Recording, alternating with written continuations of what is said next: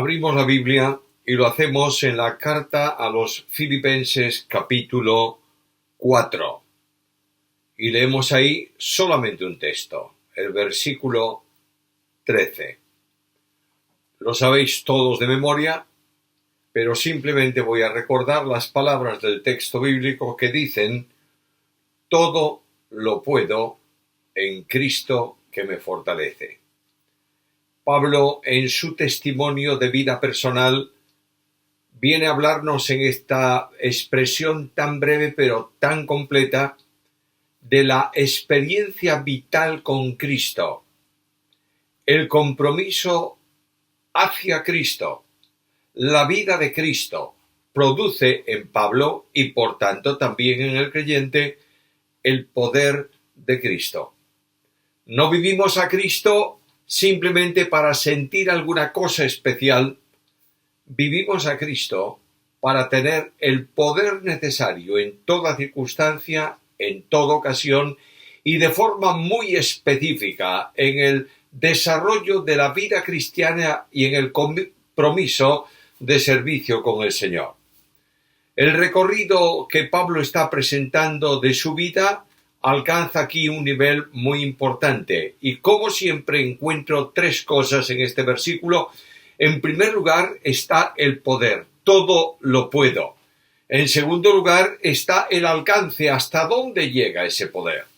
Y finalmente está una decisión personal que tenemos que tomar, que hemos de asumir, en la medida en que entendemos lo que el Espíritu revela por medio de la experiencia escrita que tiene que ver con la vida personal del apóstol. Por tanto, en primer lugar, el poder. La afirmación de Pablo es muy interesante. Todo lo puedo, dice el versículo, en Cristo que me fortalece. Pero este versículo, esta traducción nuestra tan literalísima, tiene el siguiente sentido: para todo tengo recursos, o para todo tengo fuerzas en aquel que me da el poder. Luego, no hay nada en la vida cristiana, ni en el ministerio, ni en los conflictos, ni en la paz, ni en el camino difícil, o bien en el camino tranquilo, que no tenga la provisión de poder suficiente para continuar caminando y para hacerlo para gloria de Dios y para bendición personal. La razón de este poder es muy clara. Todo lo puedo ¿en quién? En Cristo. Permitidme hacer aquí un breve paréntesis. Muchas personas en nuestro mundo evangélico están buscando poder en el Espíritu Santo de Dios. Y alguien me dice: ¿pero acaso el poder de Dios no viene comunicado por el Espíritu Santo? Sí. ¿No es verdad que el Espíritu Santo tiene todo el poder? Claro, naturalmente. Es una persona divina. Es el Dios único. Por tanto, tiene todo el poder. Pero el Espíritu Santo comunica al creyente para su andadura el poder que le es asimilable. Y ese poder que el Espíritu comunica es el poder de Jesús. Cristo dijo que el Espíritu tomaría de lo suyo y nos lo haría saber. Solo cuando las bendiciones de Dios y el poder de Dios pasan a través del único mediador entre Dios y los hombres, el poder divino se hace asimilable y funcional en el hombre. El poder de Dios infinito, total, pleno, no puedo asimilarlo en una dimensión de práctica a no ser que pase a través de Jesucristo. Permíteme poner un ejemplo para esto que voy a decir. Todos conocéis un ave. Voy a poner un ejemplo, una gallina. A la gallina le gusta el maíz. Tú vas al comercio, compras una bolsa de maíz, el grano del maíz en esa bolsa está duro y lo pones en el suelo. Y la gallina viene y ¿qué hace? Se lo come tranquilamente y se va. ¿Has intentado comer tú el maíz de esa manera? No lo hagas. Porque aunque lo hicieses en cierta medida y pudieses tragarte eso, vas a tener problemas muy serios.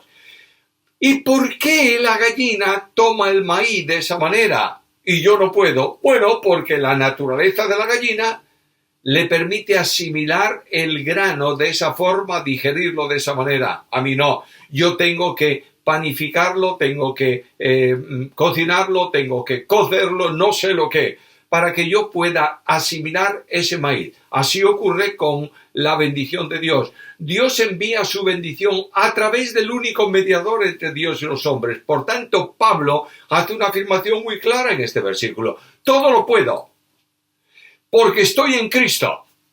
Y este Cristo me fortalece, es decir, es Cristo el que comunica el poder. La realidad del poder en Jesús no hace falta que nos detengamos para considerarlo. Yo sé que todos vosotros conocéis la Biblia, conocéis la doctrina, y el poder de Jesús se manifiesta, dicho por él mismo, en el tiempo de la resurrección. El mensaje pre-pascual, antes de la cruz, es un mensaje de entrega, de servicio, de sufrimiento incluso. He venido para hacer la voluntad del que me envió. Es el siervo que está trabajando y que ese siervo pasa por una experiencia tremenda en Getsemaní y ese siervo dice, no se haga mi voluntad sino la tuya. La cruz, el dolor, la humillación y la muerte caen sobre el Verbo encarnado de Dios. Y ese Verbo es puesto, su cuerpo es puesto en el sepulcro. Y al tercer día ese cuerpo es resucitado por Dios. Y cuando Cristo resucita, habla, cambia de mensaje. Ya no es el mensaje del siervo, es el mensaje del triunfador. Y Jesús dice a los suyos, Mateo capítulo 28, versículo 18 en adelante, toda autoridad me es dada en el cielo y en la tierra. Por tanto, en base a esta autoridad, id a las naciones y haced discípulos bautizándolos en el nombre del Padre, del Hijo y del Espíritu Santo. El gran mensaje de la resurrección tiene que ver con la autoridad del Rey, la autoridad suprema de Dios, que Dios tiene y que comunica también a sus dos naturalezas. Jesús dice, a mí, me fue dada autoridad plena en los cielos y en la tierra. Esto lo ha reflejado Pablo en este mismo escrito, en el capítulo 2, versículos 9 al 11. Dice que a consecuencia de esa humillación de Cristo, le fue dado el nombre, que es sobre todo nombre, para que en el nombre de Jesús se doble toda rodilla de los que están en el cielo, en la tierra y debajo de la tierra, y toda lengua confiese que Jesús es el Señor. Por tanto, como consecuencia de su muerte, Jesucristo fue exaltado hasta lo sumo. Es la respuesta a la oración que hizo a su Padre. Padre, dame, devuélveme, reintégrame, pon de nuevo la gloria que tuve contigo antes que el mundo fuese. ¿Es que acaso Cristo cuando está en la tierra deja de ser el glorioso, infinito y omnipotente Dios? No. Es el Dios eterno en igualdad con el Padre. Recordáis que él mismo dice, yo y el Padre somos uno. Y cuando aquel discípulo inquieto le hace la pregunta, bueno, mira, lo único que queremos es ver al Padre. Cristo le dice, pero vamos a ver. Hace tanto tiempo que estoy con vosotros y aún me dices, muéstranos al Padre. El que me ha visto a mí, ha visto al Padre. En respuesta a la oración, en la naturaleza humana de Jesucristo, converge también la gloria de su deidad, de manera que el resucitado Señor, aunque tiene un cuerpo glorificado, un cuerpo de resurrección, un cuerpo de gloria, sigue siendo también un hombre. Él mismo dijo en la resurrección, yo no soy un espíritu, tocad mis manos y ved que tengo mi cuerpo, mis manos, mis pies, y ved que tengo carne y huesos. Ese hombre glorificado, esa humanidad glorificada, sentada en el trono de Dios a la diestra del Padre, tiene en sí toda la gloria que corresponde a Dios en sus dos naturalezas, su naturaleza divina, que existe eternamente en la persona del Verbo y su naturaleza humana asumida en su persona, subsistente en su persona por la encarnación. Ahora, este exaltado Señor, dice el escritor de la carta a los hebreos, que fue exaltado a causa del padecimiento de muerte. Hebreos capítulo 2 y versículo 9. Este Señor resucitado, añade el apóstol Pablo en la carta a los Efesios capítulo 4 y versículo 10, ha sido puesto sobre los cielos y es más excelente, más sublime que ellos, sentado a la diestra de Dios, exaltado sobre los cielos, sube por encima de ellos. No dice en la Biblia que el Señor Jesús simplemente ascendió, dice que traspasó los cielos. En el entorno teológico judío se hablaba de 3 cielos. El cielo primero es el cielo atmosférico, donde están las aves, donde está el aire que respiramos nosotros, en donde tiene Satanás su trono, hoy en día su ejército, su lugar de gobernar las huestes de maldad. Luego está el segundo cielo, que es el cielo estelar, y finalmente el tercer cielo, que es el cielo, es el lugar donde de una forma, por supuesto figurada, radica Dios. Dios está en todos los lugares, pero de forma específica, el tercer cielo es el cielo en donde Dios está en su trono y es adorado por sus ángeles, alabado por aquellos que están en la presencia del Señor hoy en día muertos en Cristo. Pero, ese glorioso Dios manifestado en carne tiene su trono no en los cielos, sino sobre los cielos. El Dios eterno está sobre los cielos, gobernando, controlando, dirigiendo todo, cielos y tierra. Y Jesús dice que recibió esa autoridad. Y Pablo dice que recibió el nombre que es sobre todo nombre, para que en ese nombre se doble toda rodilla de los que están en el cielo, en la tierra y debajo de la tierra. De manera que Hebreos dice, traspasó los cielos, es decir, salió, ascendió al primero y traspasó todos los cielos, el tercero inclusive, hasta sentarse en el trono de la majestad en las alturas. Bueno, hablamos de 3 cielos, vuelvo a decir, refiriéndonos a la condición que los judíos daban a esa relación de la parte elevada por encima del hombre, primer cielo el atmosférico, segundo el estelar, tercero el cielo de Dios. Ahora, sentado en el trono de Dios, el que se había manifestado entre los hombres como un hombre, es entronizado como Rey de Reyes y como Señor de Señores sobre toda autoridad, ahora y para siempre. ¿Entendemos esto? Este es el que comunica poder. ¿Por qué? Porque vive en el creyente. Y a veces no entendemos bien esto. Los recursos de poder están a nuestra disposición. No porque nosotros mandemos usarlos de una determinada manera, sino para capacitarnos a fin de que hagamos la obra que Dios nos ha encomendado. El alcance de poder de Cristo es irresistible. Doblarán toda rodilla. Y así estaba profetizado. Leo un texto en Isaías 45, 22 al 24 que dice así: mirad a mí y sed salvos todos los términos de la tierra, porque yo soy Dios y no hay más. Por mí mismo hice juramento, de mi boca salió palabra en justicia y no será revocada, que a mí se doblará toda rodilla y jurará toda lengua. Y se dirá de mí, ciertamente en Jehová está la justicia y la fuerza. A él vendrán, y todos los que en él, o contra él, se enardecen, serán avergonzados. De manera que el poder omnipotente de Dios controla absolutamente todo. Y no permite que ninguna fuerza opositora pueda quebrar su poder y su voluntad. El poder de Jesús en los tiempos de su humanidad quedó evidenciado por sus obras portentosas. El propio Nicodemo, viendo las señales que hacía, y notad esto, los milagros de Jesús. Un número grande de milagros de Jesús eran señales mesiánicas. Solo el Mesías los haría, así está en la profecía. De manera que Nicodemo dijo, es el Mesías, porque nadie puede hacer estas señales que tú haces si no fuese Dios con él.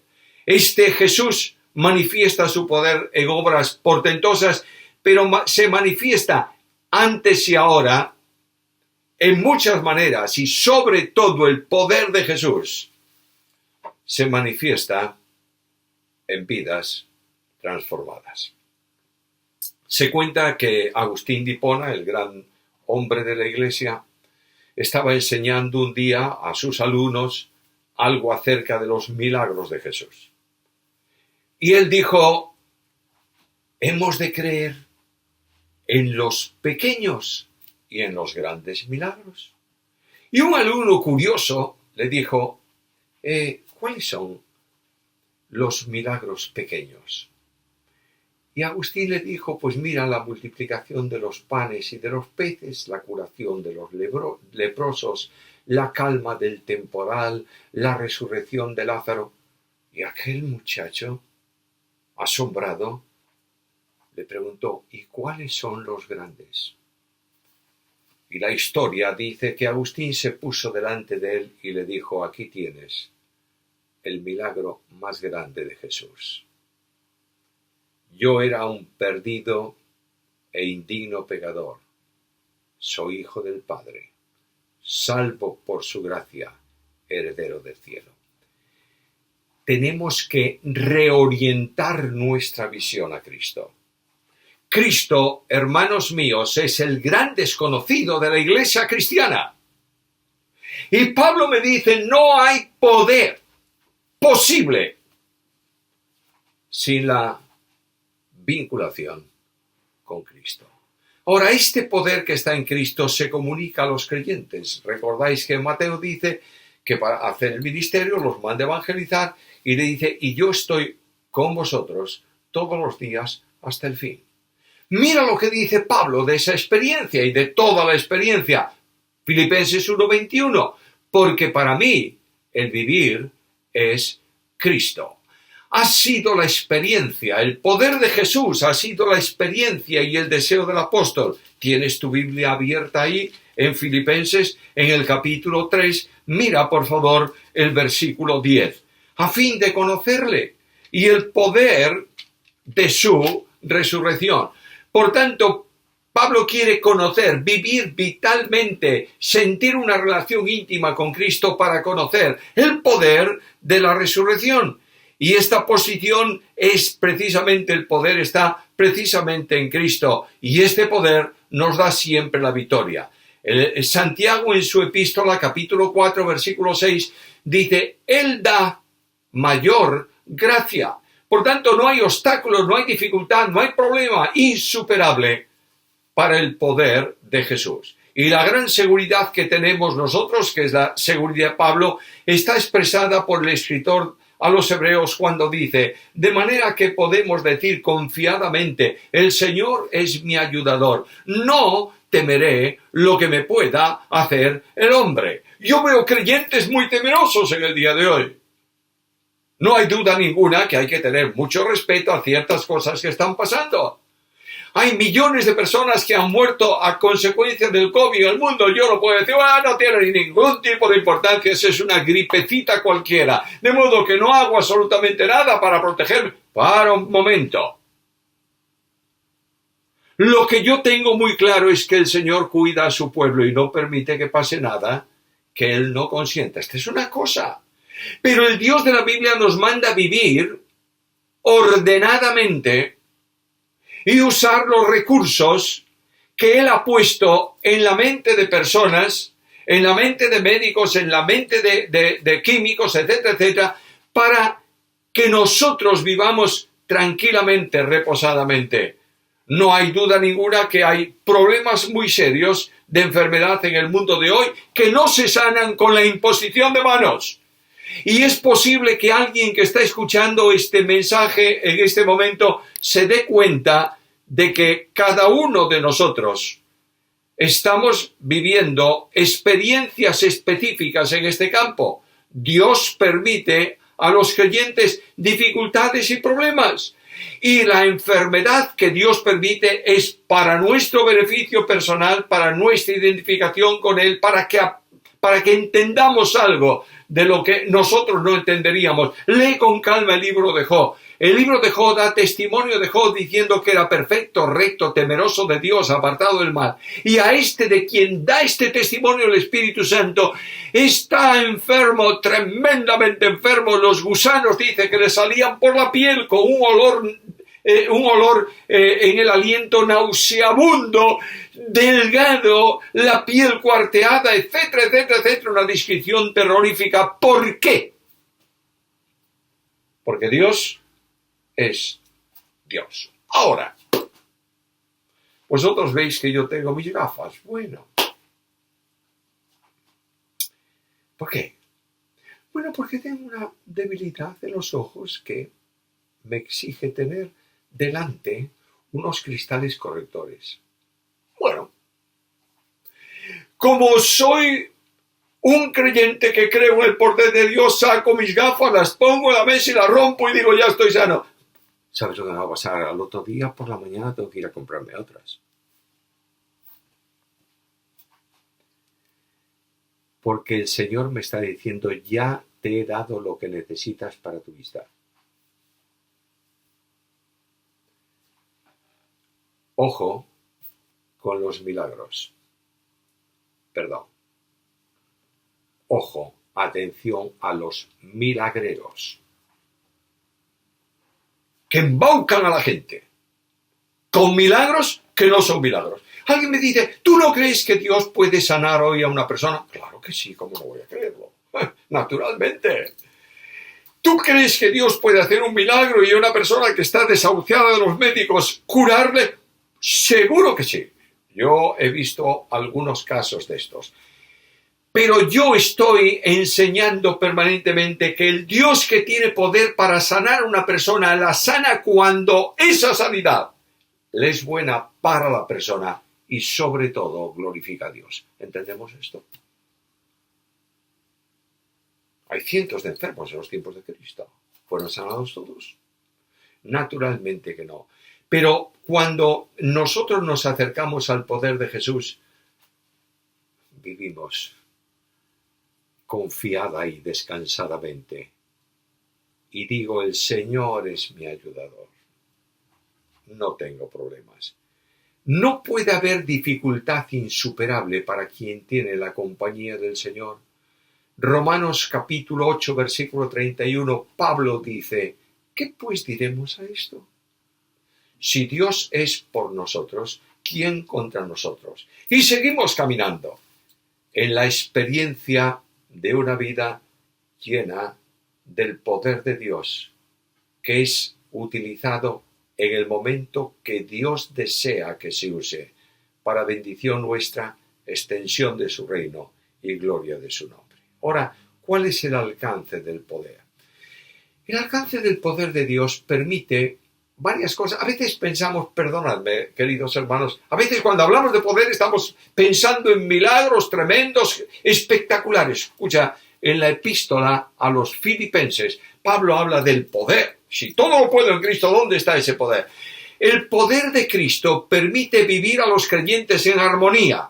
Mira los versículos 1 al 4 de este capítulo 4 que hemos leído antes. Así que, hermanos míos, amados, deseados, gozo y corona mía, estad firmes en el Señor, amados.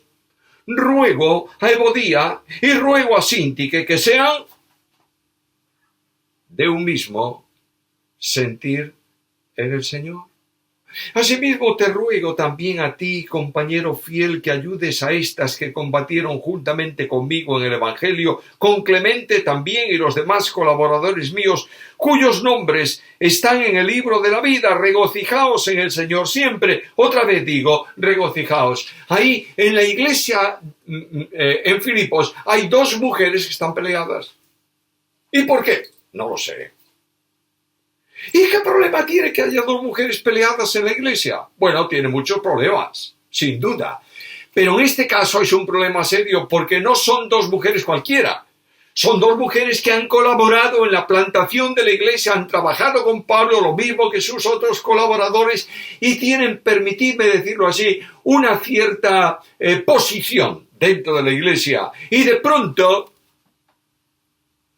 salen de la reunión. Estoy contextualizando, antes no había un templo, ni bancos, y el culto no se celebraba de esta manera. Pero imagínatelo, por favor. Salen de la reunión y en el pasillo de la iglesia Evodía se va para un lado, Sinti para el otro, y alguien ve que Evodía iba a decirle algo y la otra le torció la cara. Y al salir, otros hermanos que no son estas peleadas, le dicen o se dicen los unos a los otros, oye, qué tristeza.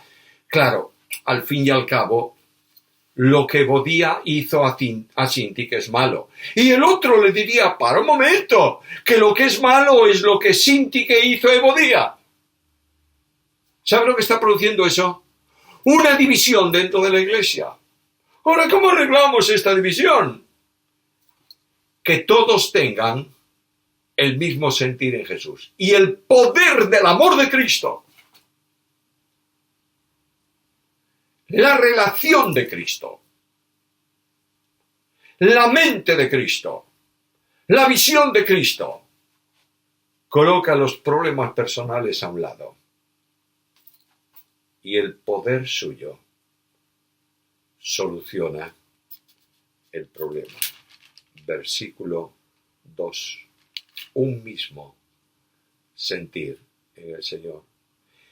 El poder de Jesús permite que cualquier dificultad con otro hermano quede resuelta instantáneamente. No dice haya el mismo pensar. Yo pienso de una manera y tú de otra. A mí me gusta la ropa tal vez un poco oscura. A otro le gusta la ropa llena de colorines. A mí me gusta un automóvil grande. A mi esposa, por ejemplo, le gusta un automóvil pequeño. Yo creo que es por el problema de aparcarlo y de salir del garaje, pero eso es otro asunto diferente. Tenemos formas de pensar distintas, pero tenemos un mismo sentir, cual el sentimiento íntimo de la vida cristiana es vivir a Cristo y su poder glorioso.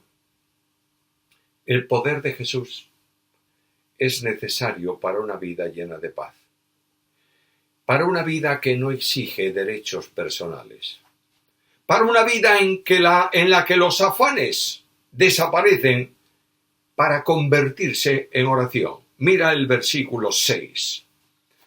Por lo demás, hermanos, todo lo que es verdadero, todo lo respetable, todo lo justo, todo lo puro, todo lo amable, todo lo que es de buena reputación, si hay alguna virtud, si algo digno de alabanza, en esto pensad. El apóstol Pablo está diciendo, hay una vida de orden que llena a las personas de paz y produce en las personas una paz especial. Perdonadme, leí el versículo 8, era el versículo 6, dispensarme, pero es importante también el versículo 8 en este sentido. Pero mira lo que dice el versículo 6, por nada os inquietéis, sino que sean presentadas vuestras peticiones delante de Dios mediante oración y ruego con acción de gracia. No te inquietes. ¿Tienes un problema? Llévalo a Cristo. Descánsalo en Él. Y dice el Salmo que Él te sustentará a ti. No te va a quitar la carga. Es buena para tu vida.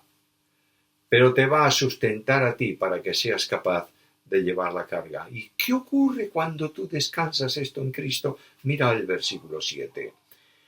Y la paz de Dios que sobrepasa todo entendimiento guardará vuestros corazones y vuestros pensamientos en Cristo Jesús. La paz de Dios viene a la vida del creyente que descansa en el poder de Dios como un centinela, se pone en la puerta guardando el corazón y el corazón se llena de paz y un corazón lleno de paz produce una vida llena de paz.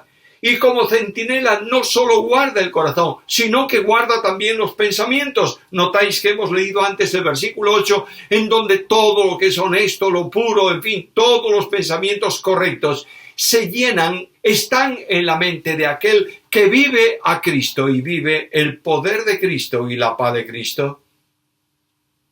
Bueno, alguien me dice, ¿cuántas cosas tan espirituales?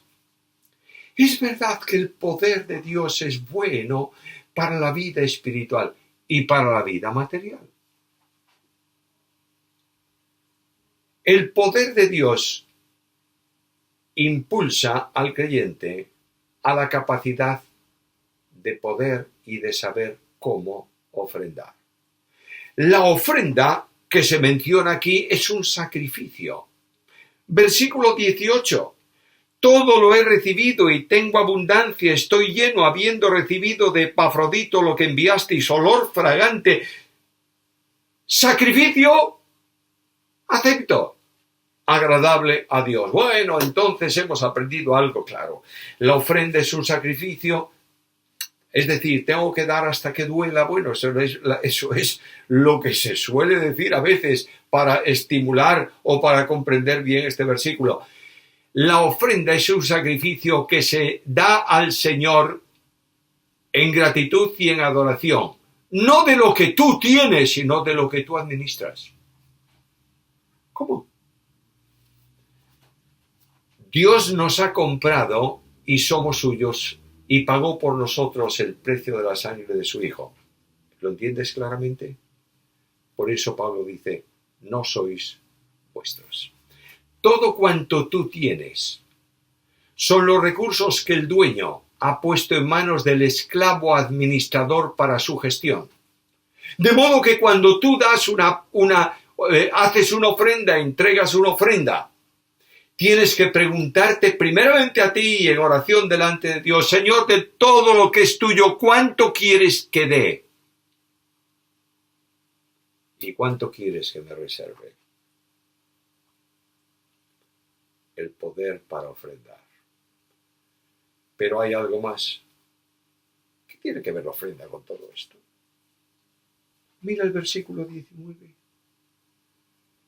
Y mi Dios proveerá de todas vuestras, o a todas, mejor dicho, vuestras necesidades, conforme a sus riquezas en gloria en Cristo Jesús. Yo ofrendo. Y Satanás me dirá, vaya. ¿Qué has hecho, hombre? ¿Y mañana qué? Y yo le contesto al tentador, ¿sabes muy bien la historia de aquella viuda que tenía 2 blancas, 2 monedas? Y Jesús dice que eran aquellas monedas para la viuda. Todo su sustento. No tenía nada más. No tenía para comprar, pero ella dio todo eso en ofrenda. Porque ella sabía que Dios es el sustentador, el cuidador de las viudas, y ella descansaba firmemente en el poder de Dios. Así nosotros también.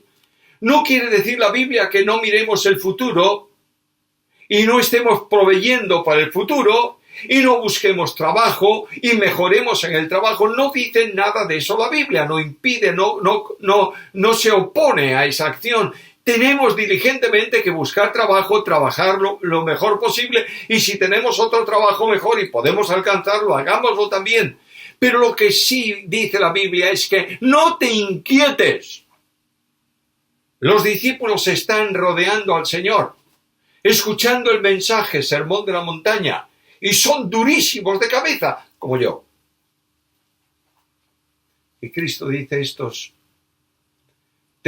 tengo que mandarlos a una escuela especializada. Y les dice, levantaros y marcharos a la escuela de las flores. Estaban sentados en el campo. Había flores en el suelo. Y el Señor les dice, ¿habéis observado esas florecillas chiquitas? Ni Salomón con toda su gloria se ha vestido como una de ellas. Y si Dios viste a las flores así, ¿a vosotros qué? ¿Por qué inquietaros? Y ellos dicen, bueno, está bien, tengo todavía un vestido bastante bueno, está bien. Cristo sabe que no está bien y dice, a otra escuela. Y los manda a la escuela de los pájaros. Y les dice, ¿habéis visto las aves de los cielos? ¿Lo habéis visto? ¿Alguien de vosotros se levantó hoy por la mañana temprano para ir a darle de comer? No. ¿Se murió alguna de hambre ahora mismo? No. ¿Por qué? Porque Dios las cuida. Y si Él cuida de las aves que no tienen importancia al lado vuestro, ¿cómo no va a cuidar de vosotros? ¿Cuánta inquietud desaparece en la vida del creyente que sabe que su futuro está en las manos de Cristo y que tiene todo el poder en el cielo y en la tierra? Debo terminar. Todo lo puedo en Cristo que me fortalece.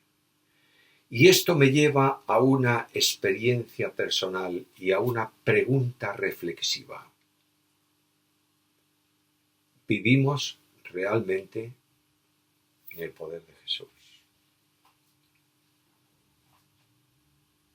¿Puedes decir en tu propia experiencia todo lo puedo? ¿Estás sintiendo que en medio de tu debilidad Él provee fuerzas para tu camino? ¿Estás experimentando que estás bajo las alas del Omnipotente? ¡Qué figura tan extraordinaria! Dios me manda a ver que estoy bajo sus alas. De manera que cuando venga una prueba tremenda, intensa, con un calor y un fuego devorador, me refugio debajo de sus alas. Y la prueba está pasando por encima de mí. Otras veces será situaciones anímicas tremendas, en donde la pregunta ¿por qué, Señor?, se produce y no tiene respuesta. Es el frío tremendo de la soledad, de las lágrimas, de las dificultades. Estoy bajo las alas de Dios. Y el calor de Dios provee para el frío de mi alma. Y de pronto en mi camino, un obstáculo en la senda, insuperable para mí. Una montaña frente o cubriendo el camino, y tengo yo que escalarla para pasar al otro lado. Si no puedo, Señor, es empinada, no tengo fuerzas para eso. Y Dios me dice, ¿dónde estás? Súbete a mis alas. Y te voy a llevar por encima del obstáculo. ¿Te das cuenta? ¿Vives realmente la experiencia de vida con Jesús?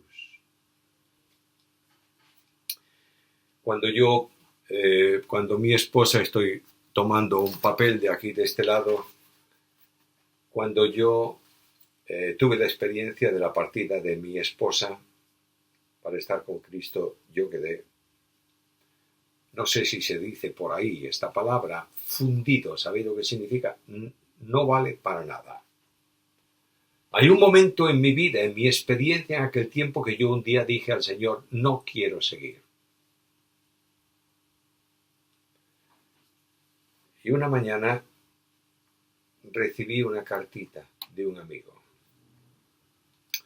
La conservo como un tesoro.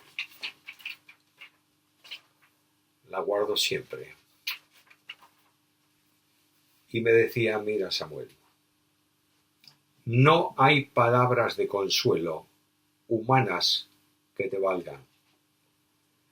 Pero quiero dejar contigo 2 estrofas de un himno que posiblemente te ayuden, como me han ayudado a mí en alguna ocasión. Y esta nota tiene esas 2 estrofas. Os las leo. Su gracia es mayor si las cargas aumentan. Su fuerza es mayor si la prueba es más cruel. Si grande es la lucha, mayor es su gracia. Si más son las penas, mayor es su paz. Si nuestros recursos se están agotando, si nos faltan fuerzas para terminar, si estamos al punto de desesperarnos, el tiempo ha llegado en que Dios va a obrar. Todo lo puedo en Cristo que me fortalece. Que sea tu experiencia y la mía, tomando por delante la enseñanza ejemplar de la experiencia de vida del apóstol Pablo.